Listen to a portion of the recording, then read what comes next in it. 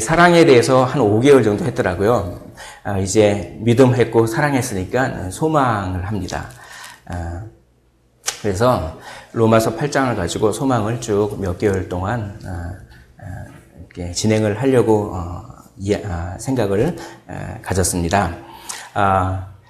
소망이 아주 필요한 세상이죠.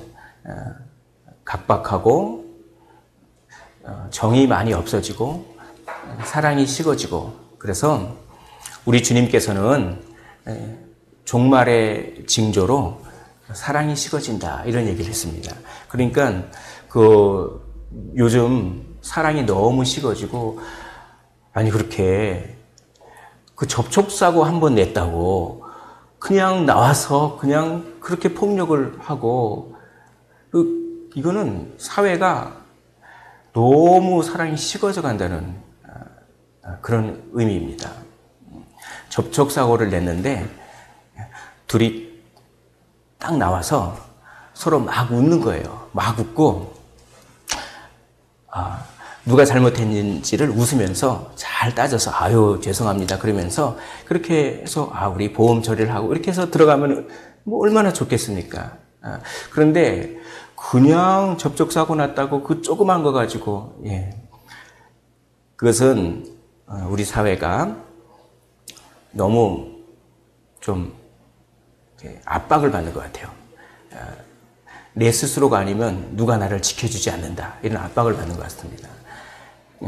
그래서 소망이 필요한 세상입니다. 성경은 여러 곳곳에 소망이 많이 얘기합니다. 근데 그 중에서 로마서야말로 가장 근본적인 소망을 얘기하고 있습니다. 그래서 로마서는 맨 처음에 우리에게 큰 절망감을 줍니다. 어떤 절망감을 주냐면 로마서 3장 10절에 보면 기록된 바 의인은 없나니 하나도 없으며, 의인이 하나도 없대요. 그러니까 뭡니까? 다 죽는다는 것입니다. 인류가 다 죽게 생겼습니다. 뭡니까? 가장 큰 절망을 줍니다. 그러나 그 절망은 가장 큰 희망과 소망을 주기 위한 디딤돌이죠. 그런데 3장 21절에 이렇게 되어 있습니다. 이제는 이 앞에 그러나를 붙여서 번역하면 더 좋습니다. 그러나 이제는 율법 외에 율법을 지키는 것과 다른 방식으로, 이런 뜻입니다. 율법을 지키는 것과 다른 방식으로 하나님의 의가 그냥 나타났습니다. 할렐루야. 율법을 지키는 것과 상관없이 하나님의 의가 그냥 나타났습니다. 그 의를 붙잡으면 됩니다. 이것이야말로 가장 근본적인 소망을 이야기하고 있습니다. 이렇게 로마서는 근본적인 소망을 이야기하고 있는데 그 중에서 5장부터 8장이 소망에 대해서 더 집중적으로 얘기합니다. 그래서 로마서 3장에 아까 말씀드렸듯이 하나님의 의가 나타났다. 그래서 그 의를 믿어라. 그 믿음이 무엇인가? 아브라함의 일례를 통해서 믿음을 설명합니다. 그것이 로마서 4장입니다.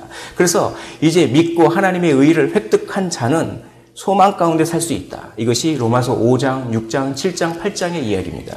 그래서 로마서 5장부터 8장을 전부 소망의 관점으로도 우리가 그것을 그렇게 하나로 묶을 수 있습니다. 그런 이제 학자들이 있죠. 그래서 로마서 5장에 보면 소망의 확신이 나옵니다. 소망의 확신이 나오고, 로마서 6장과 7장은 우리가 승리했기 때문에 소망이 있다. 어디로부터 승리했습니까? 은혜가 죄를 승리했습니다. 은혜가 율법을 승리했습니다.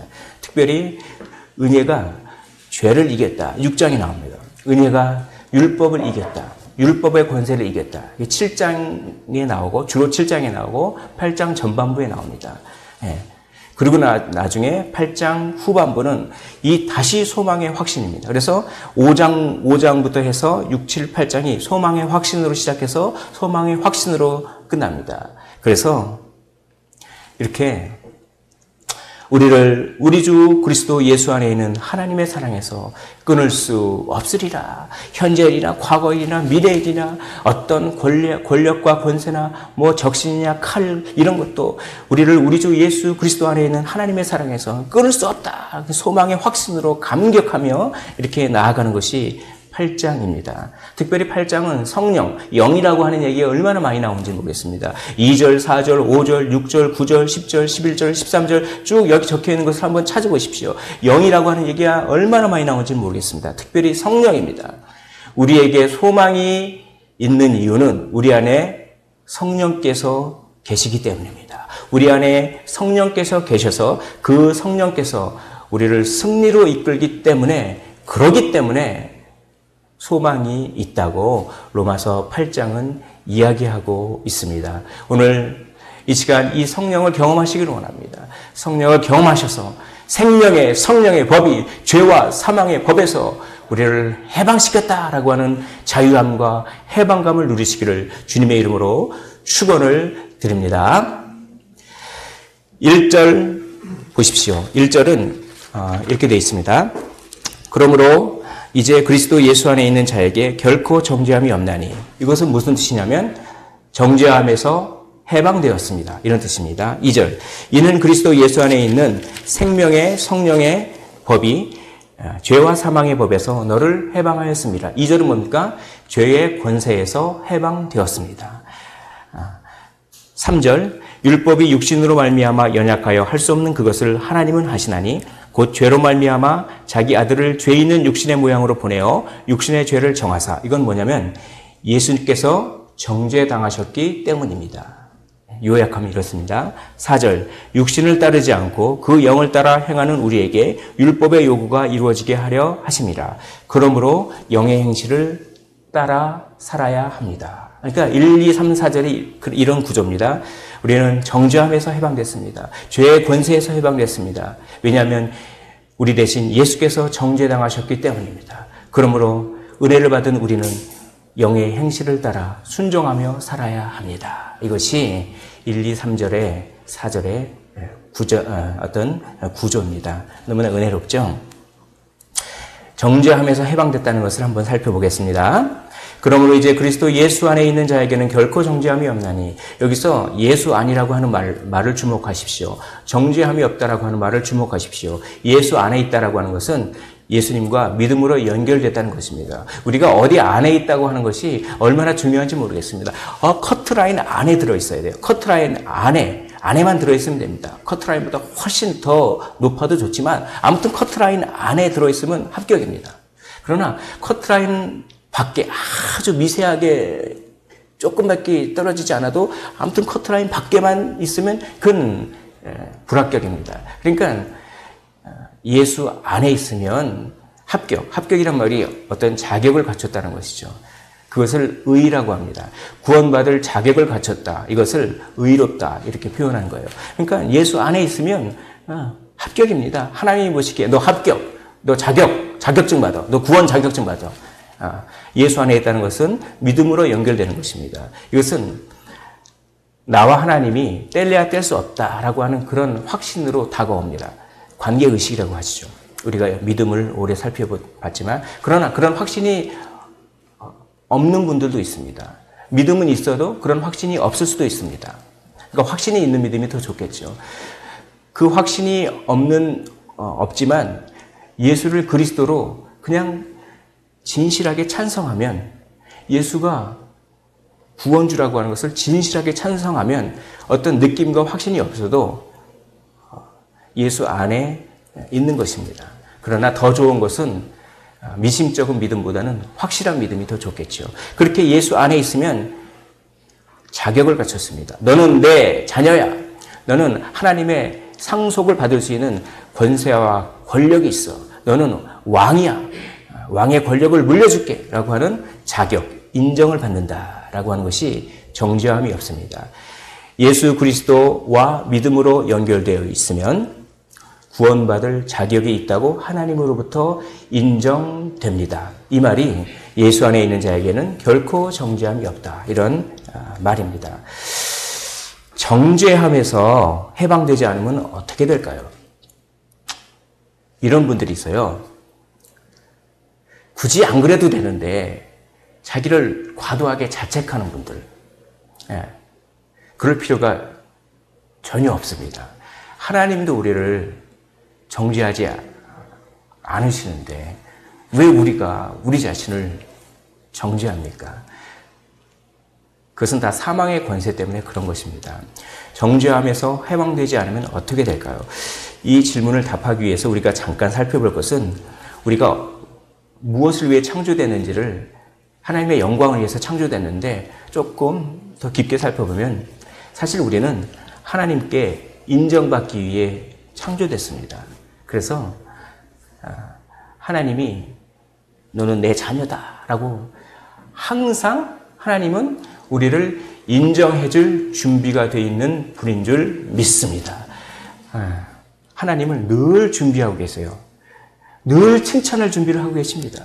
그런데 우리가 하나님을 거부합니다. 그게 선악과를 따먹은 거죠. 그래서 선악과를 딱 따먹었다는 것은 하나님으로부터 독립하겠다는 뜻입니다. 하나님의 인격적인 분이기 때문에 그 독립을 인정해 줍니다.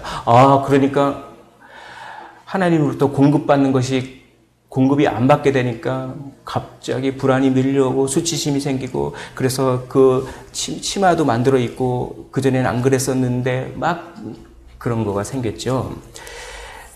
우리 인간은 무한대의 만족을 추구하도록 창조되어 있습니다. 놀라운 은혜죠. 그러니까 우리가 무한대의 만족을 추구하도록 창조되어 있어요. 이 자체가 죄가 아닙니다. 그러나 이 무한대의 만족은 누구만 만족을 시켜주실 수 있습니까? 무한대로 공급해 주실 수 있는 하나님만 만족을 해줄 수 있는 거예요. 그러니까 우리는 하나님으로부터 무한대의 만족을 공급받으면서 무한대로 만족하면서 영광을 돌리도록 창조되었습니다. 그러나 선악과를 따먹음으로 말미암아 우리가 어떻게 됩니까? 하나님을 거부함으로 말미암아 이제 어떻게 되죠? 우리의 스스로의 노력으로 인정받기 위해 노력해야 됩니다. 우리 스스로의 노력으로 위로받아야 돼요. 우리 스스로의 노력으로 만족을 추구하려고 합니다. 그런데 우리 스스로 만족을 추구하면 그게 다 됩니까? 우리는 무한대의 만족을 추구하기로 했는데 우리 스스로 이것도 해보고 저것도 해보지만 결코 만족할 수 없습니다. 무한대의 만족을 추구하기로 창조됐기 때문에 그렇습니다. 그래서 팀 켈러가 이렇게 얘기합니다. 세상에서 가장 좋다는 것에도 만족이 없음은 우리가 누리도록 지음받은 그 기쁨과 만족이 무한해서 그런 것으로는 어림도 없기 때문입니다. 그러니까 세상에서 이거 좋다 저거 좋다 다 해보십시오. 솔로몬 보십시오. 이거 좋다 저거 좋다 다 해봤습니다. 그 솔로몬이 아마 솔로몬일 것 같은데 허무하다고 고백하지 않습니까? 헛되더니 헛되도다. 해 아래 모든 것이 헛되도다. 내가 이것도 해보고 저것도 해보고 엄청난 부를 해보고 그냥 엄청난 그냥 다 헛되도다. 왜냐? 무한대의 만족을 누리도록 창조됐는데 인간의 그 피조물들은 그걸 해줄 수가 없어요. 하나님만이 우리를 온전히 만족해 주실 수 있는 것입니다. 이 말씀을 왜 하냐면 그 하나님으로부터 정죄함을 받은 자, 정죄함에서부터 해방되지 않은 자는 결국은 자기 스스로 인정을 받으려고 하기 때문에 핑계합니다. 책임 전가합니다. 그리고 자기 스스로 인정받고 위로받으려고 하기 때문에 중독적인 증세, 병적인 애착 이런 게 다 생기는 것이죠. 그래서 아담과 하와가 선악과를 따먹자마자 벌써 책임 전가가 됩니다. 왜 너 그랬냐? 그러니까 아담이 하와 때문에 그랬습니다. 하와야, 넌 왜 그랬냐? 뱀 때문에 그랬는데요. 이렇게 책임 전가하는 것이죠. 자기를 인정받고 싶어서 자기 합리화. 그런데 이 아담은 하와 때문에 그랬습니다. 라고 단순히 그렇게 얘기하지 않았습니다. 창세기 3장을 잘 보십시오. 이렇게 되어 있습니다. 하나님께서 나를 위하여 주신 그 하와 때문에 그랬습니다. 이거 뭡니까? 하나님으로 핑계를 돌리는 거예요. 여기서 우리는 중요한 원리를 알 수 있습니다. 우리가 무엇이든 전부 핑계를 하고 자기 합리화하는 것은 전부 하나님께 하는 것입니다. 그것은 우리가 어떤 상황을 핑계를 대고 어떤 사람에 대해서 그 사람 때문에 내가 이렇다 저렇다 하고 핑계를 대고 자기 합리화하면 그것은 그 상황과 그 사람에 대해서도 물론 하는 것이지만 궁극적으로는 전부 하나님께 하는 것입니다. 책임 전가하는 것입니다. 왜냐하면 하나님이 그 상황도 허락하셨기 때문에 하나님이 나를 괴롭히는 그 사람도 사실 하나님이 허락하셨기 때문에 그렇습니다.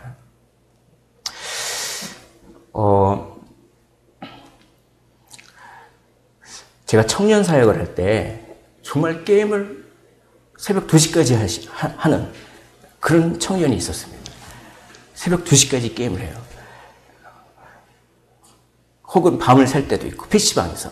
그래서, 야, 가끔씩 하는 거, 그래, 그 스트레스를 풀고 좋은데, 매일 새벽 2시까지, 아니면 밤새게, 이렇게 거의 매일, 그렇게 하면은, 도대체 게임이 왜 그러냐? 왜 그렇게 너는 게임을 좋아하냐? 그랬더니, 그 청년이 이렇게 얘기했습니다. 그게 기억이 나요.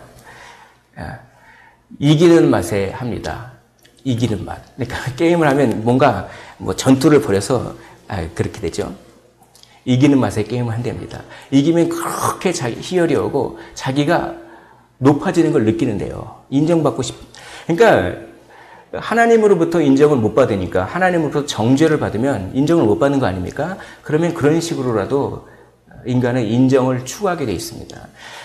사실 남편은 아내의 인정을 받아야 합니다. 그렇게 창조가 돼 있어요. 또 아내는 남편으로부터 마음을 좀 알아줘야 됩니다. 그렇게 창조가 됐습니다. 다 인정받고 위로받는 피조물로 창조된 것이 바로 인간입니다. 이것을 하나님의 형상으로 지음받았다. 이렇게 얘기하는 거예요. 하나님의 형상으로 지음받았다는 것은 서로 인격과 인격이 교감되면서 감정과 생각이 교감되면서 서로 사귈 수 있는 존재로 지음받았다고 하는 것이 하나님의 형상인데, 그러니까 서로가 서로를 칭찬해주면서 서로가 서로가 인정해주면서 서로가 마음을 알아주면서 위로해주면서 이렇게 사는 그것이 사람답게 사는 것입니다. 그것은 하나님 안에 있을 때만, 예수 안에 있을 때만 가능합니다. 어떤 사람이, 제가 아는 어떤 형제가 그냥 오수를 했어요. 그냥 첫 번째 떨어졌을 때 재수하고, 두 번째 떨어졌을 때 삼수학을 때까지는 괜찮았는데 사수하고 오수까지 떨어지니까 자기 자신이 너무 비참해지더랍니다. 그래서 이 형제가 음란물 중독에 빠지기 시작했습니다. 그렇게 그냥 음란물을 보고 막 그러는데 나중에 헤어졌죠. 예수 그리스도를 제대로 만나서 헤어날 수 있었는데, 이렇게 물어보니까 그 당시에 나를 위로해 주는 것은 그 영상밖에 없었습니다. 이렇게 얘기하더라고요. 물론 참된 위로는 아니지만 뭔가 위로를 받기를 원하고 뭔가 인정을 받기를 원합니다. 왜 이 얘기를 합니까? 사실 우리가 하나님과 함께 있어야만 되는 사람이, 함께 있어야만 하는 존재라는 것을 제가 강조하고 싶어서 그렇습니다. 만약에 매 순간 지적을 받으면 어떻게 될까요? 계속 지적을 받으면 우울하고 폭력적이 되고 냉담해지지 않겠습니까? 우리가 예수 밖에 있으면 영원한 사망입니다 라고 이렇게 얘기하면 너무 먼 것 같습니다. 그리고 먹고 살기 너무 바빠서 뭐 그런 거를. 그러나 보십시오. 우리가 우울하고 세상이 폭력적이고 냉담하고 어떤 위로받기를 원하고 중독에 빠지고 하는 그것은 전부 다 영원한 사망의 그림자입니다. 그런 것이 있다고 하는 것은 영원한 사망이 반드시 있고 기다리고 있다라고 하는 증거인 것이죠. 너무 먼 것 같지만 사람들이 출근하느라고 너무 먹고 살기 바빠서 뭐 그냥 예수 믿고 구원받는 거 지금 먹고 살기도 바쁜데, 그렇지만 이 사회를 잘 살펴보면 예수 밖에 사람에게 기다리고 있는 영원한 사망의 증거가 보입니다. 그러면 누가 이렇게 질문할 수가 있겠습니다. 아니, 예수 믿는 사람도 우울증에 빠지고 예수 믿는 사람도 중독에 빠지고 죄 짓고 그러잖아요. 맞습니다. 그러나 예수 믿고 죄 짓는 것과 예수 안 믿고 죄 짓는 것은 천지 차이입니다. 예수 안 믿고 죄 짓는 것은 그야말로 영원한 사망입니다.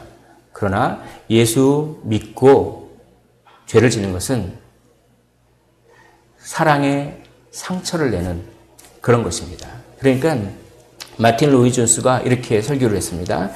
우리는 더 이상 단순히 율법을 범하고 있는 것만이 아닙니다. 우리는 이제 사랑에 상처를 주고 있는 것입니다. 그것은 법적인 범법은 아닙니다. 우리가 하나님의 자녀라고 하는 신분은 결코 변하지 않습니다. 그러나 우리가 죄를 지면 하나님이 자녀인 우리에게 베풀어 주신 그 사랑에 상처를 내는 것이죠. 이것도 굉장히 심각한 것입니다. 그러나 범법은 아닙니다. 그러나 그 신분이 변하진 않아요.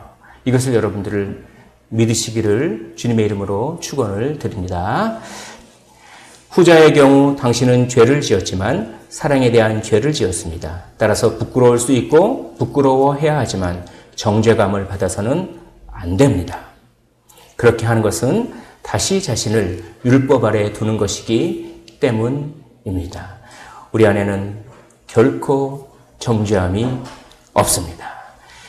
내 이름 주의 손바닥에 새겨져 있으니 영원토록 지워지지 않으리. 내 이름이 내 손바닥에 새겨져 있으면 그는 지워집니다. 내가 죽고 불타고 없애버리면 지워집니다. 그러나 내 이름이 내 손바닥에 새겨지지 않고 내 이름이 주의 손바닥에 새겨졌기 때문에 영원토록 지워지지 않으리. 왜 자꾸 어떤 공로나 그런 것들을 의지해서 구원받으려고 하면은, 내 힘으로 구원받으려고 하면은 내 손바닥에 내가 스스로 이름을 쓰는 것입니다. 왜 그렇게 합니까? 내 손바닥은 없어져 버립니다. 그러나 믿으십시오. 예수 안에 있기를 원합니다. 내 이름 주의 손바닥에 새겨져 있으니 영원토록 지워지지 않으리. 오직 예수 안에서만 자격을 얻을 수 있습니다. 예수 안에서만 인정을 받고 진정한 자존감을 가질 수 있습니다. 예수 안에 영원한 생명이 있습니다. 정죄함에서 해방되었습니다. 내가 조금 잘 살 때는 정죄함이 없고 내가 조금 실수하고 죄짓고 못할 때는 정죄함이 있고, 그게 아닙니다. 아예 정죄함이 없습니다. 할렐루야. 정죄함에서 해방됐습니다. 얼마 전에 8.15 광복이었죠. 광복 보니까 이렇게 만세를 부르고 기뻐합니다. 우리가 해방되었습니다. 기뻐하십시오. 우리는 죽지 않습니다. 우리는 영원히 살 것을 믿습니다. 우리는 정죄감에서도 해방됐지만 죄의 권세에서도 해방되었습니다. 이 말은 우리 안에 순종할 수 있는 능력이 있다라고 하는 것입니다. 우리는 순종할 수 있는 능력이 있습니다. 그러므로 순종할 수 있습니다. 이는 그리스도 예수 안에서 생명의 성령의 법이 죄와 사망의 법에서 너를 해방하였습니다. 여기서 법이라고 하는 단어가 왜 쓰였을까요? 생명의 성령이 죄와 사망에서 너를 해방하였습니다. 이렇게 얘기해도 될 텐데 왜 생명의 성령의 법이 죄와 사망의 법에서 너를 해방하였습니다 라고 썼을까요? 법은 세력입니다. 법은 힘입니다. 법은 우리의 행동을 강제하는 힘입니다. 또 법은 율법을 가리킵니다. 그리고 이렇게 얘기할 수가 있어요. 생명이라고 하는 성령의 힘이 죄와 사망의 힘에서 너를 해방했다. 할렐루야. 생명과 성령의 힘, 그 세력이 죄의 세력에서 우리를 해방시켰다. 이걸 율법이라고도 해석할 수 있습니다.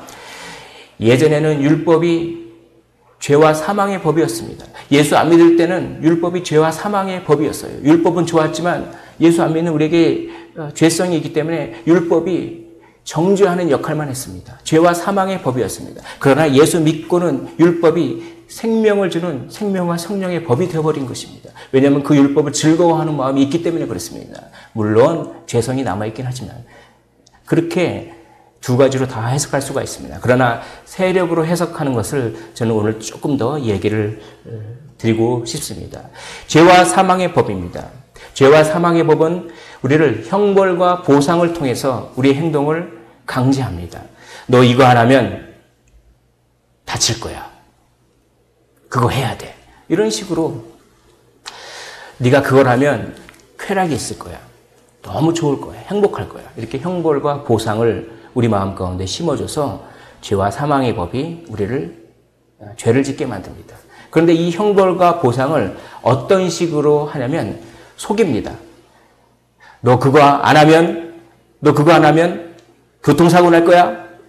이런 것들. 근데 그건 속이는 것이죠. 아, 이거 한번 해볼까? 이거 한번 해볼까? 아, 이거 한번 해보면 기분 좋아질 텐데. 이런 충동. 이런 것들도 다 속이는 것입니다. 그런데 강압이라고 하는 것이 있습니다. 이 강압이 참 힘듭니다. 힘으로 몰아붙입니다. 죄가 힘으로 우리를 몰아붙여요. 어떻게 몰아붙이냐면 계속 얘기합니다. 그러니까 한 번은 죄를 이길 수 있습니다. 너 이거 하면 쾌락이 있을 거야. 아니야.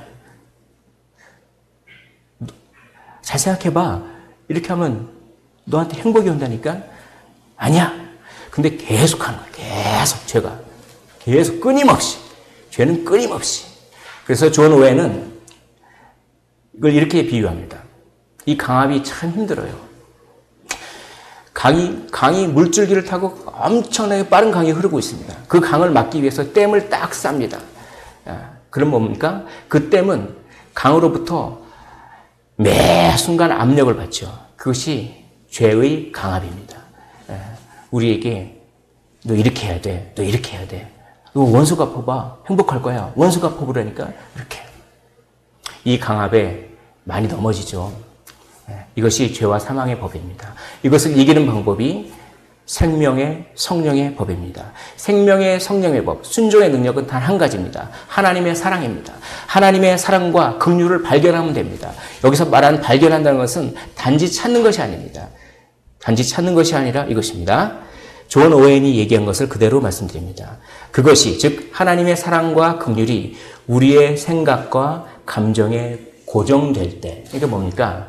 하나님의 사랑을 계속 그 사랑이 생각나는 거예요. 계속. 그래서 이런 유행가도 있지 않습니까? 앉으나 서나 당신 생각. 예, 앉으나 서나 당신 생각. 그렇죠? 예, 부르고 싶네요. 앉으나 서나 주님 생각. 뭐 이런 식으로 고쳐서 부르시는 분도 있는데 바로 그겁니다. 앉으나 서나 주님 생각. 이게 뭡니까? 우리의 생각과 감정이 그 주님으로 고정되는 것입니다. 그게 생명의 성령의 법입니다. 그러면 거기서 힘이 생겨요. 세력이 생깁니다. 그것이 속임과 그 강압, 그것을 극복하는 것입니다. 이렇게 앉으나 서나 주님을 생각하면 주님의 사랑이 느껴지면서 그 사랑으로 인생이 재해석됩니다. 내가 왜 이렇게 가난한 집에 태어났는지, 하나님의 사랑을 탁 알고 보니까 네가 하나님의 사랑을 경험하고 가난한 자를 섬기기 위해서야. 뭐 이런 음성이 옵니다. 그러면서 한없이 웁니다. 그전에는 내가 왜 이렇게 찢어지게 살았는지 그렇게 원망했는데 하나님의 사랑을 발견하고 나니까, 하나님의 사랑이 내 생각과 감정에 고정되고 나니까 내 인생이 완전히 재해석됩니다. 새로운 삶의 목표가 생깁니다. 사람이 목표가 생기면 엄청나게 전진하게 돼 있습니다. 특별히 그 사랑에 반응하는 것이 삶의 목표가 되는 것입니다. 여기 보십시오. 여기 보면 이분이 칼을 막 쓴다고 해서 칼 마르크스, 예, 칼을 막 쓴다. 칼 마르크스 이렇게 됩니다. 이 칼 마르크스를 우상으로 생각했던 사람이 많이 있죠. 특별히 1970년대, 80년대 그런 학생운동 하시던 분, 이 칼 마르크스 주의의 자본론이라든지 이런 거에 한번 빠지니까 헤어나오지를 못하는 것입니다. 그래서 분신자살도 하고 막 그러지 않습니까? 고린도전서 13장 얼마 전에 봤지만 자기 몸을 불사르게 내어줄지라도 어떤 이데올로기와 신념 때문에도 이렇게 할 수가 있는 거예요. 그것이 삶의 목표가 된 것이죠. 그런데 여기에 그렇게 엄청나게 몰두했다가 겨우 빠져나온 어떤 분, 그것도 빠져나오고 한 몇 년간은 고생했답니다. 이 사상을 지우기 위해서. 그분이 간증을 하는 걸 들었어요. 그분은 지금 신학대학교 교수입니다. 목사님이세요. 그분이 예수 때문에 이걸 빠져나왔죠. 근데 그분이 정말 그때 이 마르크스를 공부하고 나서 눈이 확 열렸답니다. 이 세상이 전부 해석이 다 되는 거예요. 이 마르크스주의 이걸로 세상이 다 해석됩니다. 그러니까 뭡니까? 이것이야말로 진리다. 이게 생각나는. 그래서 열정이 생겨서 막 그런 겁니다. 똑같습니다. 똑같아요. 우리가 하나님의 사랑을 발견하면 하나님의 사랑을 기준으로 해서 우리의 삶이 전부 해석이 됩니다. 전부. 그리고 물론 해석이 안 되는 것도 있겠죠. 애매한 고난 같은 것들. 그러나 거기 안에 하나님의 사랑이 있다는 것은 다 압니다.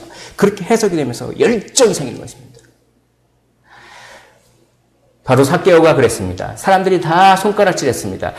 저 그냥 요즘 말로 얘기하면 일본놈 앞제비입니다. 저 로마의 세금 우리 세금 걷어서 로마에 바치는 그래서 그래서 그냥 그 엄청난 부를 그렇게 축적하는 저 친일파놈 그 일본은 앞제비 뭐 그런 취급을 받았습니다.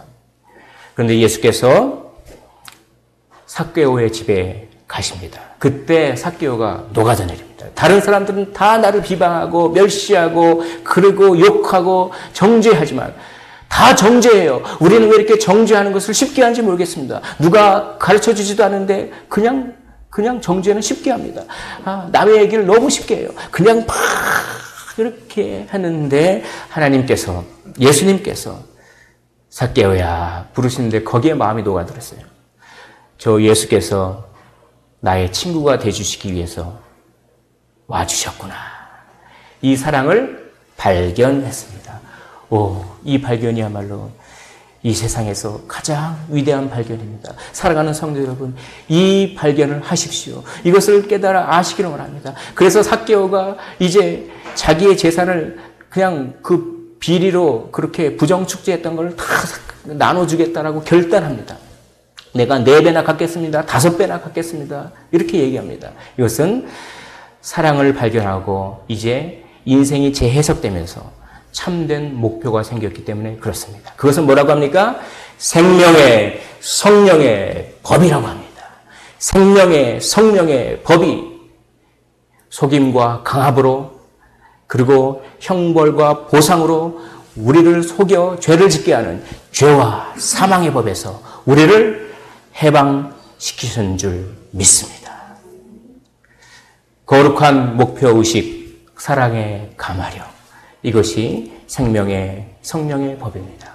이것을 우리에게 주시기 위해서 예수 그리스도께서 정죄당하셨습니다. 율법이 육신으로 말미암아 연약하여 할 수 없는 그것, 율법을 다 지키는 율법의 요구를 우리는 다 율법을 지킬 수 없잖아요. 그런데 그것을 하나님은 하십니다. 어떤 방법으로 하십니까? 곧 죄로 말미암아 자기 아들을 죄 있는 육신의 모양으로 보내어 육신의 죄를 정하사 육신을 따르지 않고 그 영을 따라 행하는 우리에게 율법의 요구가 이루어지게 하려 하십니다. 좀 복잡하죠? 율법은 우리를 율법을 다 지킬 수 있게 하지 않습니다. 그러나 율법의 요구를 어떻게 이루십니까? 그것은 예수 그리스도께서 우리 대신 율법을 다 지키시고 우리가 당할 형벌을 다 받으시고 그리고 어떻게 합니까? 자기가 획득한 그 자격, 그 의의를 우리에게 선물로 주면 됩니다. 그러면 율법의 요구가 이루어지는 것입니다. 우리의 행동과 전혀 상관없이 그런 방법입니다. 그것을 죄의 전가, 의의 전가라고 합니다.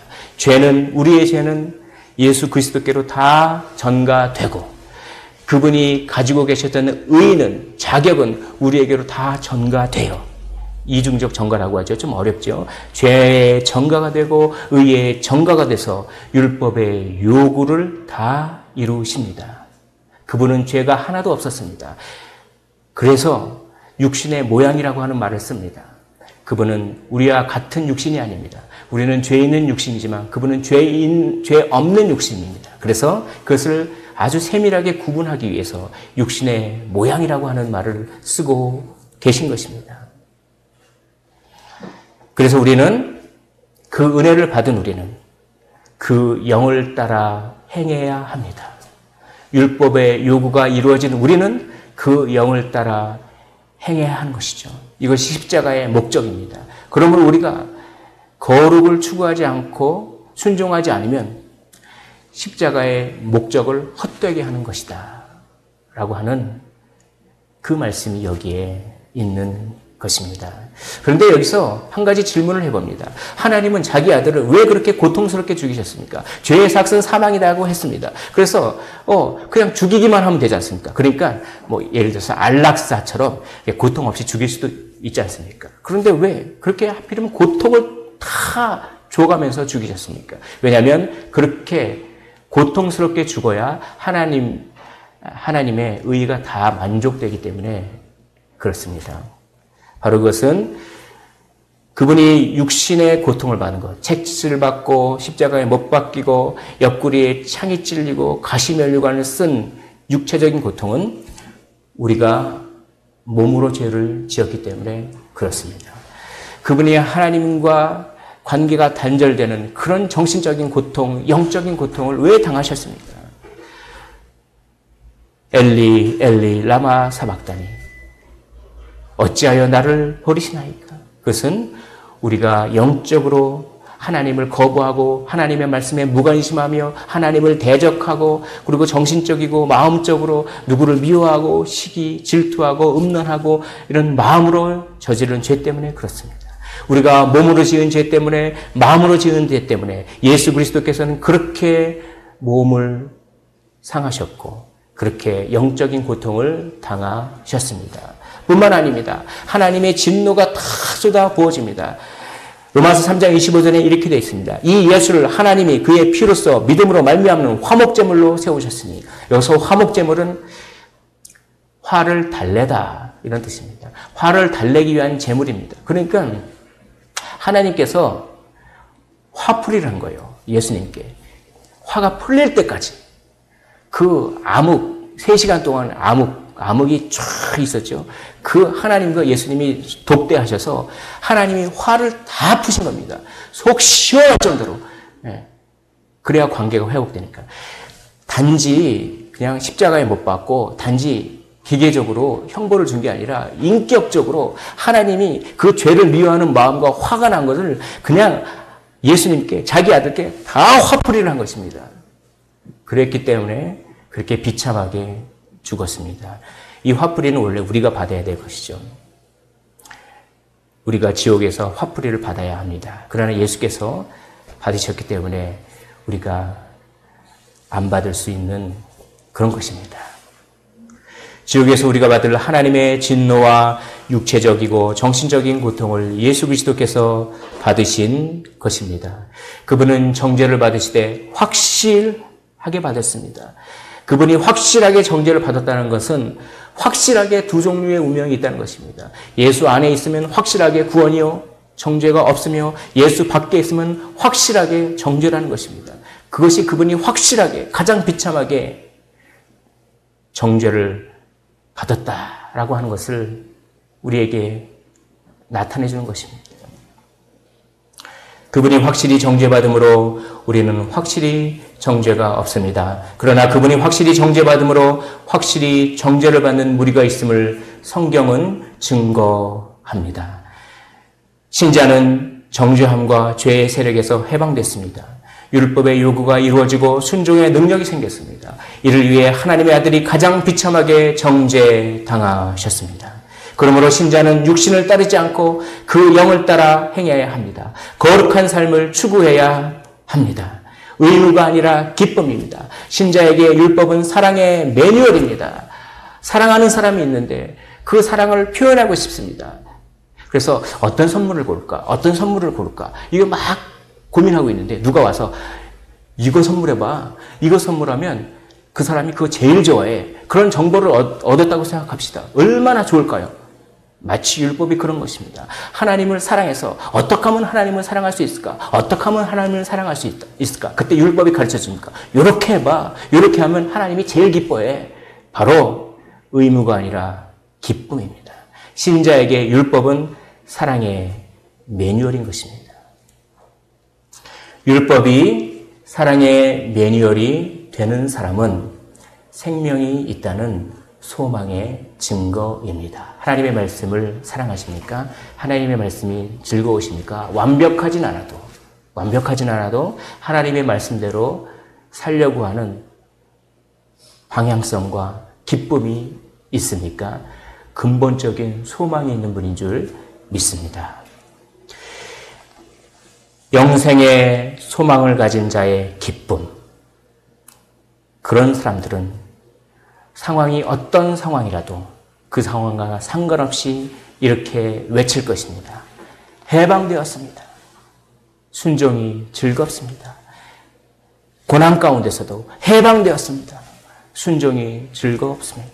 억울함 가운데서도 해방되었습니다. 순종이 즐겁습니다.